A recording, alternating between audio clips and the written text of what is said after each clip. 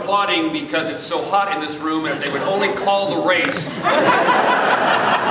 we could get some fresh air outside. I'm so delighted to spend this very important and special evening, certainly in the lives of the Moran family, with all of you.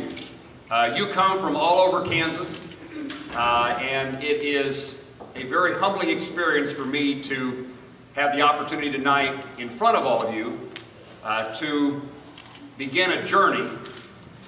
In fact, the beginning of greater opportunity and freedom, liberty in our country begins tonight.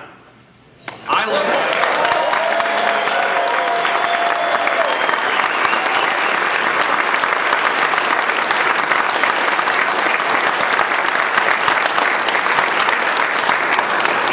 at elections as the beginning of a new page in our country's history.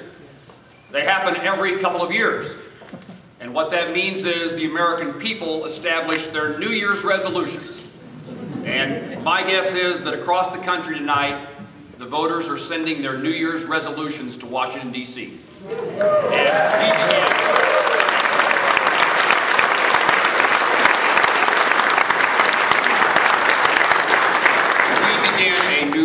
Here.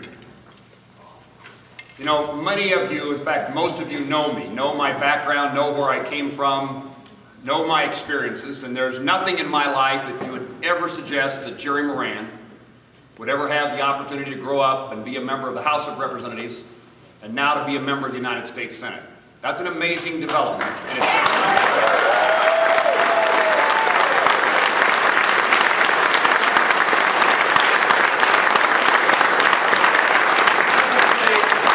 so much about me, but it says something about our country, and it says something about the people of Kansas, who we are, what we care about, what we stand for, what we believe in, and what we want for the future. I've been blessed in so many ways. I have had great parents, my mom and dad, my grandparents. I have a wonderful family, a wife and daughters who support these efforts, but we live in a wonderful place, Hays, Kansas. We live in a wonderful part of the state, western Kansas, and we live in a wonderful state that has been so supportive of the efforts that we've made to try to make a difference. I'm no different than anybody in this room in the sense that all of us want to make a difference in this world. And I appreciate the chance that you all have provided me for the last 14 years to try to make a difference in the House of Representatives. And I now go to the United States Senate, not for purposes of any personal glory, nothing about a name on a door, nothing about a title, but about a belief that we live our lives in Kansas and America in a very special way, and we all have a responsibility to make certain that we pass on to the next generation of Kansans, of Americans, the life that we love, the life that we lead. And so my mission is to make certain that I do the things today, do the things tomorrow, do the things next year that increase the chances that we're going to turn this economy around, that we're going to create jobs, that we're going to have a regulatory and tax environment in which a business person, an entrepreneur can succeed in the process of pursuing the creation of wealth, can put people to work. And in that process of creating wealth, we create opportunities for Americans. I talked to Rava several years ago, and I said, I think it's time for us to go live a normal life. And none of us live normal lives. But driving from Hays to Kansas City or Wichita every Monday and driving home every Friday for 14 years is not a normal thing. I'd love to get rid of that aspect of my life. But you all have been very important in doing something for me personally, and I hope it translates into being a great member of Congress. And that is, you have held me accountable. And it's in the grocery store, it's in the post office, it's in church on Sunday in which we have those conversations. And no one in this room, to my knowledge, has said, Moran, you're an idiot. But they have said, and said it many times, what in the world are you idiots in Washington doing? It's a very nice way of delivering a message.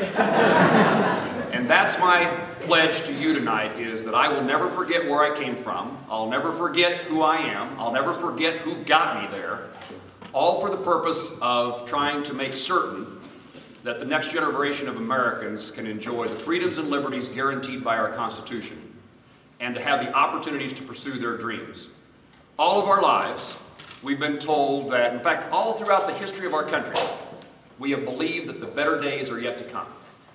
One of the things I've always appreciated about my mom and dad, they were never interested in themselves. And I think this is true of most Kansans. What they cared about was their kids and grandkids. All my life, my parents worried about my sister and I and wanted to make sure they did the things that gave us the opportunity to pursue our dreams. And when we had kids, all they cared about is that their grandkids have the opportunity to pursue their dreams. That is something that elected officials in Washington, D.C. ought to know. That long term is not about the next election. Long term is about whether or not our children and grandchildren have the opportunities that we know they can have in a country.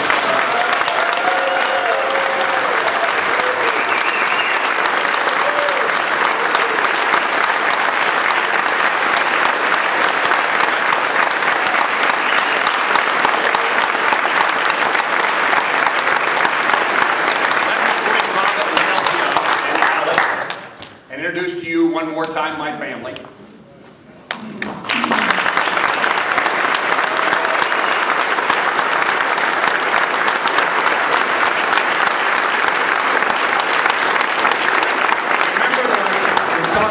I talked to Raba about leading a normal life. And what she said when I said that is, oh, no, you're good at what you do. This is your calling and the country needs you. I thought, that doesn't sound like my wife at all. And then it occurred to me that she likes me being home 2 days a week, but 7 would be way too many. Part of that serious discussion with our family is the fact that we have 2 daughters. Like I say, we care about our kids, and we watched Kelsey walk across the graduation stage, and it really was one of the defining moments in which I said, oh my gosh, surely I have one more fight in me to see that we turn this country around for the benefit of my kids, your kids, and our grandkids. And so we do this.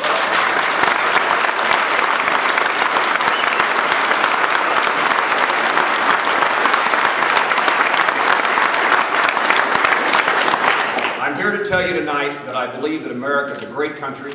It can be great, it can continue to be great, but each individual citizen, and me as a member of the United States Senate, has a responsibility to live up to that freedom that has been passed upon to us, those economic opportunities that we've been given. And so, in front of all my friends, maybe I have a few more than this, in front of these friends, in front of my neighbors and family, I give to you tonight my pledge that I will do everything I can to be a great member of the United States Senate on behalf of the people of Kansas, on behalf of this country called the United States of America. God bless you all.